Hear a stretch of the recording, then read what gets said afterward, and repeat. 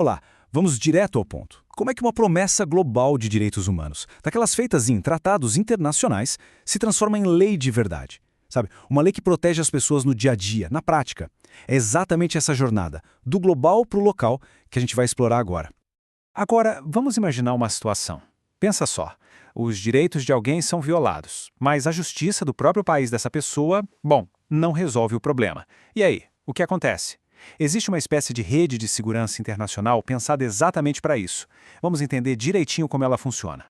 O nosso ponto de partida é o cenário global, com um dos documentos mais importantes das Nações Unidas, o Pacto Internacional sobre Direitos Civis e Políticos. Ele é tipo a base de tudo, sabe? Estabelece aqueles padrões universais de liberdade e dos direitos que toda pessoa deveria ter. É o seguinte, a maioria dos direitos humanos pode até ser limitada em algumas situações bem específicas, como, sei lá, numa emergência nacional. Só que existem alguns direitos que são, digamos, sagrados, absolutamente inegociáveis. Eles nunca, em nenhuma hipótese, podem ser suspensos. E dois exemplos clássicos, fundamentais mesmo, desses direitos absolutos são a proibição da tortura e da escravidão. O que isso quer dizer?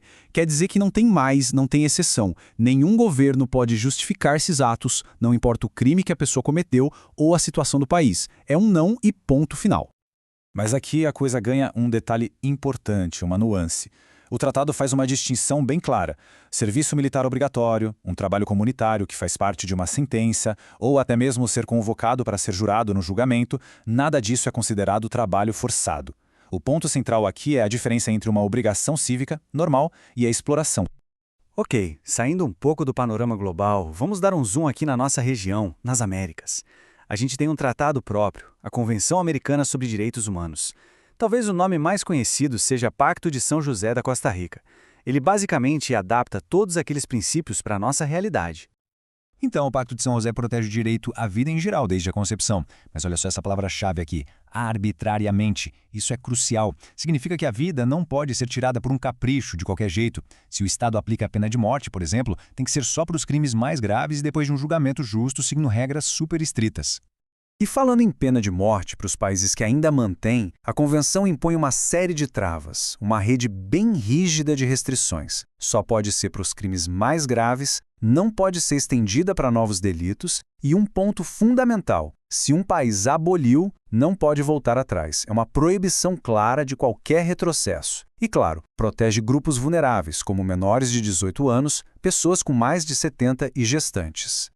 Tá, mas quem é que fiscaliza para ver se os países estão mesmo cumprindo o que prometeram? Para isso, a Convenção criou dois órgãos essenciais, a Comissão Interamericana e a Corte Interamericana de Direitos Humanos. E aqui está um dos mecanismos mais poderosos de todo o sistema. Presta atenção. Qualquer pessoa, qualquer grupo ou ONG pode levar uma denúncia de violação de direitos humanos direto para a comissão. Isso abre uma porta gigantesca para que cidadãos comuns possam buscar justiça em um nível internacional. Mas claro, não é bagunçado, existem regras. Antes de um caso ser analisado, ele precisa cumprir 4 requisitos básicos. Primeiro, esgotar os recursos internos, ou seja, tem que tentar resolver no próprio país primeiro. A justiça internacional é sempre o último recurso. Segundo, apresentar a queixa em até 6 meses depois da última decisão lá no país. Terceiro, o caso não pode estar sendo julgado em outro órgão internacional ao mesmo tempo. E quarto, nada de denúncia anônima, é preciso se identificar. Agora sim, aterrissamos no Brasil. Vamos ver como esses compromissos que o país assume lá fora viram parte do nosso sistema de leis aqui dentro.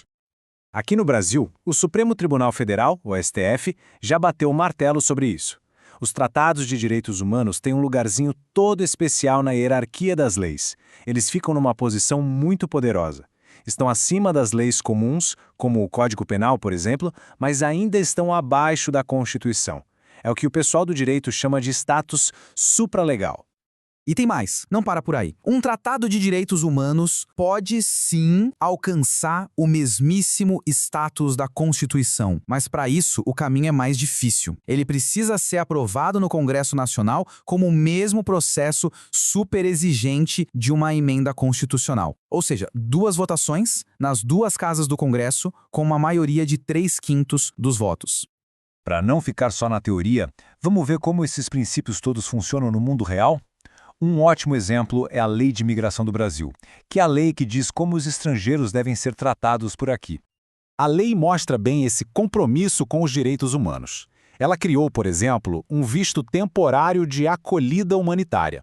Ele pode ser dado para pessoas que estão fugindo de situações de crise extrema, como conflitos armados, desastres ambientais ou violações gravíssimas de direitos humanos em seus países de origem. A lei também usa termos bem específicos para quando um estrangeiro precisa ser retirado do país. Entender a diferença é fundamental. Repatriação é quando a pessoa é impedida de entrar e mandada de volta. Deportação acontece com quem já está aqui, mas em situação irregular.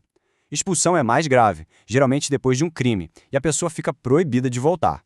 E, por fim, a extradição, que é um ato de cooperação entre países para julgar ou punir alguém. E tudo isso nos leva ao princípio mais importante de todos, uma ideia central conhecida como non-refoulement, ou o princípio da não devolução. É a grande salvaguarda. Ele garante que as leis de imigração nunca, jamais se sobreponham aos direitos humanos fundamentais. A pergunta que fica no ar é: como a gente pode garantir que essa promessa, que é tão bonita no papel, se torne uma realidade para todo mundo, em todos os lugares?